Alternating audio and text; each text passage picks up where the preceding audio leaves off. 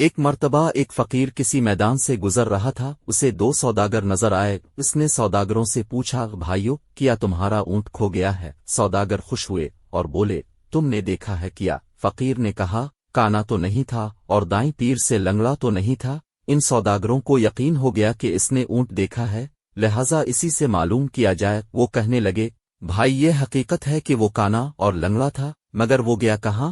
فقیر نے اسی لہجے میں کہا، آگے والا دانت ٹوٹا ہوا تو نہیں تھا؟ سوداگر جلدی سے بولے، یہی جناب، یہی، اللہ کے واسطے پتہ بتا دو، کہاں دیکھا تھا؟ فقیر نے ایک مرتبہ پھر اسی انداز میں کہا۔ ایک طرف شہد کے ڈبے اور دوسری طرف گندم کی بوری لدی ہوئی تھی۔ یہ اب دونوں کو پکا یقین ہو گیا۔ کہنے لگے، فقیر بابا، اب جلدی سے ہمیں چل کر بتائیے کہ اونٹ کہاں ہے۔ فقیر نے کہا، بھائی، اگر سچ پوچھو تو نہ میں نے تمہارے اونٹ کو دیکھا ہے اور نہ اس کے بارے میں سنا ہے۔ میں ابھی تم دونوں سے سن رہا ہوں کہ تمہارا اونٹ کھو گیا ہے۔ سوداگر حیران ہو گئے اور سمجھے کہ وہ ہم کو دھوکہ دے رہا ہے۔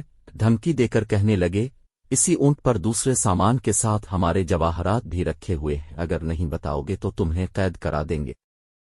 فقیر نے جواب دیا، بھائی، مجھے دھمکی نہ دو، میں نے تمہارا اونٹ نہیں دیکھا۔ اس پر سوداگر فقیر کو پکڑ کر قاضی کے پاس لے گئے۔ قاضی کو بھی فقیر نے وہی بات بتائی، جب تم نے اونٹ دیکھا ہی نہیں تو اس کے بارے میں اتنی صحیح باتیں کیوں کر بتا رہے ہو؟ قاضی نے تعجب سے پوچھا۔ فقیر نے مسکرا کر کہا، قاضی صاحب، میری بات سن کر اب ضرور شک میں مبتلا ہوں گے، لیکن میں اب آپ کو حقیقت بتاتا ہوں۔ جب میں گھر سے نکلتا ہوں تو آنکھیں کھلی رکھتا ہوں۔ آج صبح میں ایک جگہ سے گزرا تو میں نے دیکھا کہ ایک اونٹ کے پیروں کے نشان تو موجود ہیں، لیکن کسی آدمی کے پیروں کے نشان نہیں ہیں، جس سے میں سمجھا کہ یہ اونٹ رسی تڑا کر بھاگا ہے۔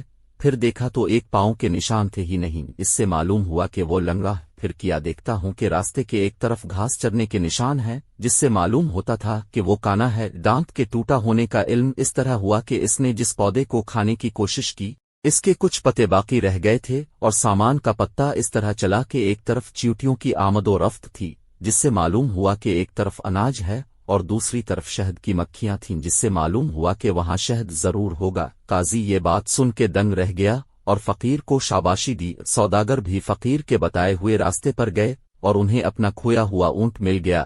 انہوں نے فقیر کو انعام و اکرام سے نوازا۔